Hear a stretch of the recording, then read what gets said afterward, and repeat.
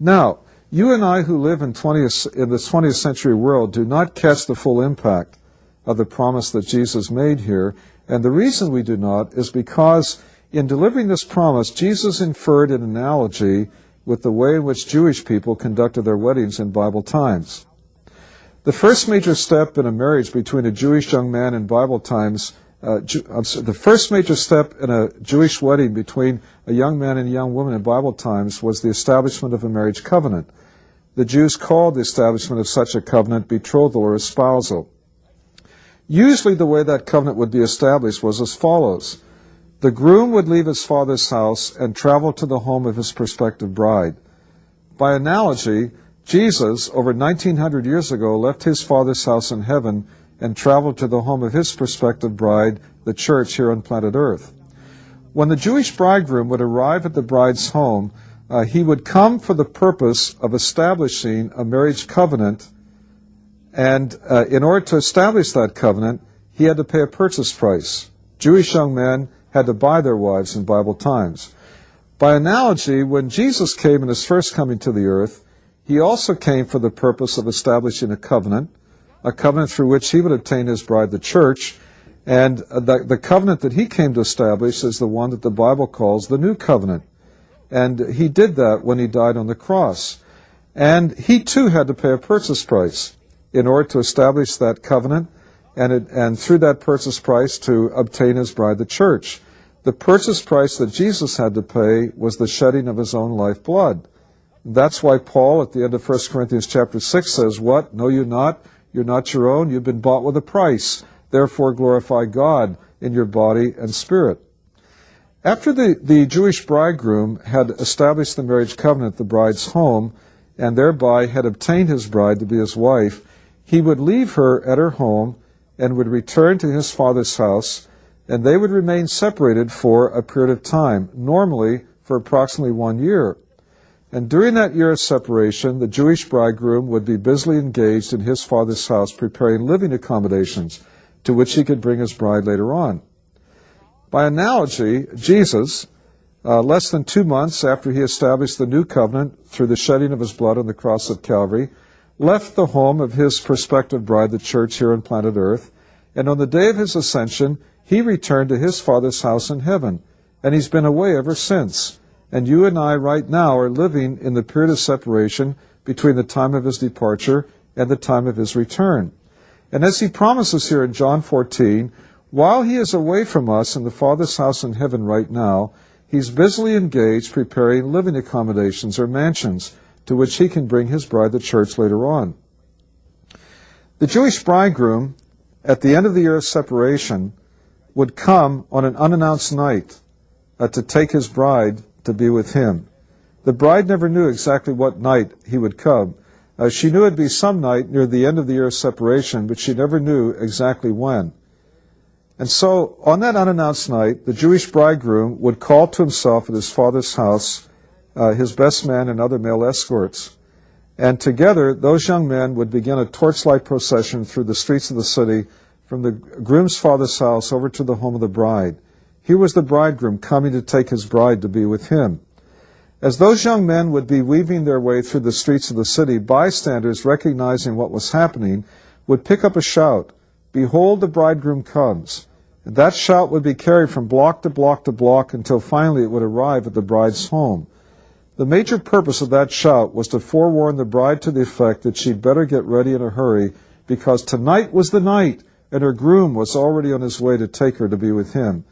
As soon as she would hear that shout, she'd send out word to her bridesmaids to come to her home, get her dressed in her bridal garment and all prepared, because this was the night.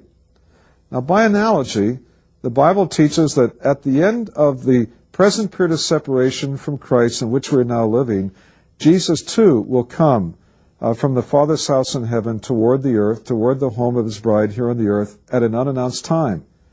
The Bible makes it clear that nobody living on planet Earth knows exactly when the Lord Jesus will come for his bride, the church.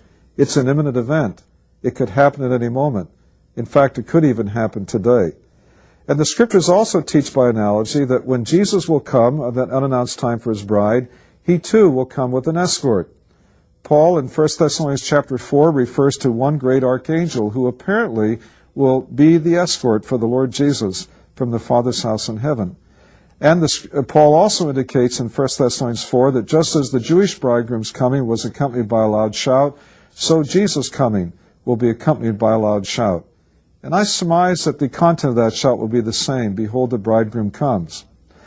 Now, interestingly, when the Jewish bridegroom came on that unannounced night, he and his male escorts would wait outside the bride's home till she was ready, and then she and her bridesmaids would come out of her home and meet her groom and his male escorts in the streets of the city. By analogy, Paul tells us in 1 Thessalonians chapter 4, when Jesus comes for his bride, the church, he will not come the whole way down to planet Earth where his bride is living. He will stop outside the earth in the air and wait there, and then his bride, the church, will come out and meet him in the streets of the city. After the Jewish bride would come out of her home with her bridesmaids and meet her bridegroom and his male escorts, now the enlarged wedding party would have a return torchlight procession back to the groom's father's house. By analogy, after Jesus has caught up his bride, the church, from the earth to meet him in the air, we are convinced, in light of this passage in John 14, that he will return with his bride from the air, above the earth, back to his Father's house in heaven to begin living in the living accommodations he's prepared there.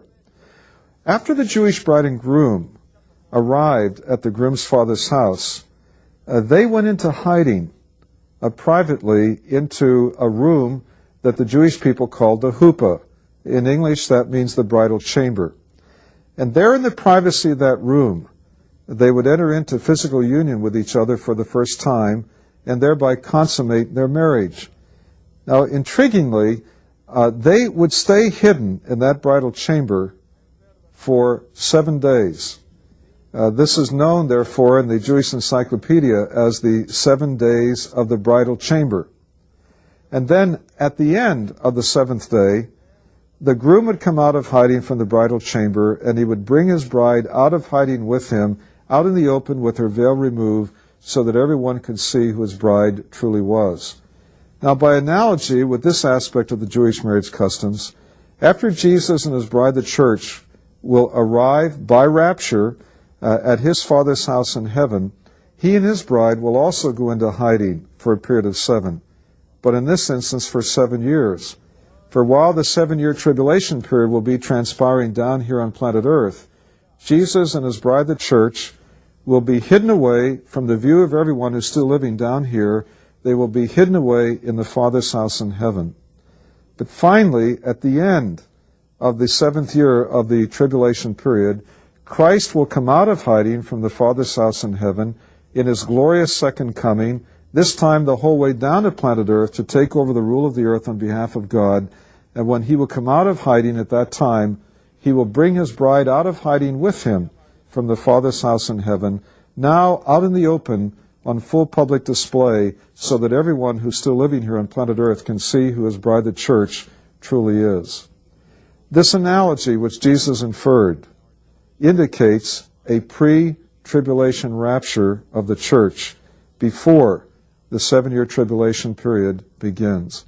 The complete series that this clip was taken from is available on DVD, VHS videotape, audio tape, audio CD, and in transcript form. To order, please click the link to the right of this screen.